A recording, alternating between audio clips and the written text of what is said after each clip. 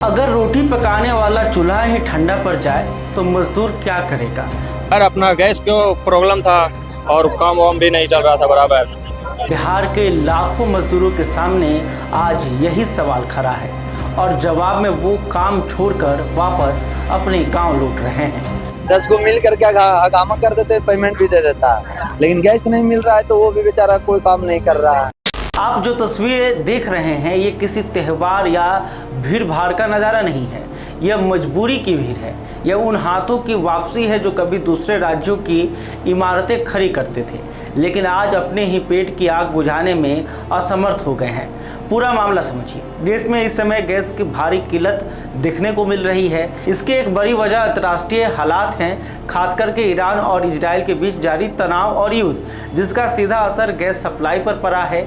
इसका असर सिर्फ बड़े उद्योगों या शहरों तक सीमित नहीं रहा, बल्कि इसका सबसे ज़्यादा असर पड़ रहा है उस तबके पर जो रोज कमाता है और रोज खाता है, यानी मजदूर। बिहार के गया जिले से सामने आई ये तस्वीरें इस संकट की गहराई को दिखाती हैं। हजारों मजदूर जो रोजी रोटी के लिए दूसरे राज्यों में जाते हैं अब वापस लौट रहे हैं। वजह साफ है, गैस नहीं मिल रही और जहां मिल रही है वहां कीमत आसमान छू रही है।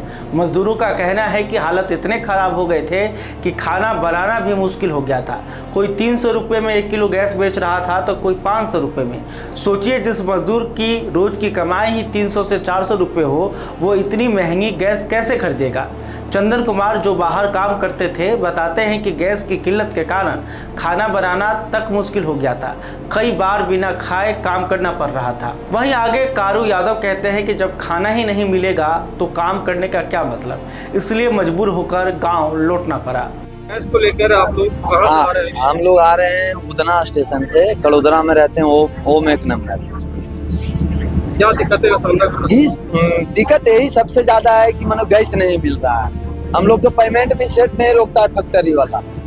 10 को मिल करके हगामा कर देते, पेमेंट भी दे देता है, लेकिन गैस नहीं मिल रहा है तो वो भी बेचारा कोई काम नहीं कर रहा है। बोल हम क्या करें, तू लोग के पैसा कमी है तो बोलो देता हूँ, लेकिन अब गैस नहीं रहने से क्या परेशानियां पड़ी? बहुत परेशानी है। गर्दी उठा करके हम लोग आ जा रहे हैं, बैठने उठने की जगह नहीं, खाने का जगह नहीं, समझ ट्रेन नहीं मिल पाया इसी वजह से। इसीलिए आप घर हाँ तो क्या करें, घर पे माने कोई दिक्कत हम लोग का नहीं है। अब सवाल ये उठता है कि इसका असर सिर्फ मजदूरों तक ही सीमित रहेगा या इससे बड़ा आर्थिक असर भी देखेगा, क्योंकि ये वही मजदूर हैं जो देश के इंफ्रास्ट्रक्चर से लेकर छोटे छोटे उद्योगों तक की रीढ़ है। अगर ये काम छोड़कर लौटने लगे तो इसका सीधा असर निर्माण कार्य, फैक्ट्रियों और लोकल इकोनॉमी पर पड़ेगा। दूसरी तरफ प्रशासन की भूमिका पर भी सवाल उठ रहे हैं। क्या इस संकट से निपटने के लिए कोई ठोस तैयारी थी?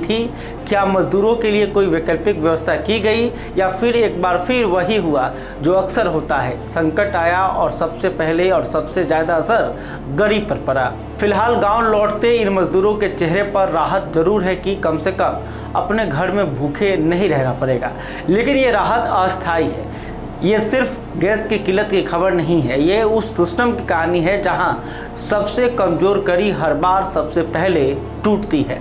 खैर, अभी तक आपने हमारे चैनल को सब्सक्राइब नहीं किया तो तुरंत कर लें। इस खबर को लेकर, बिहार के उन मजदूरों को लेकर जो 2 वक्त की रोटी के लिए प्लान करते हैं, उसके बारे में आप क्या सोचते हैं कमेंट करके बता सकते हैं। वीडियो फेसबुक पर देख रहे हैं तो हमारे पेज को भी फॉलो कर लें। बहुत बहुत धन्यवाद।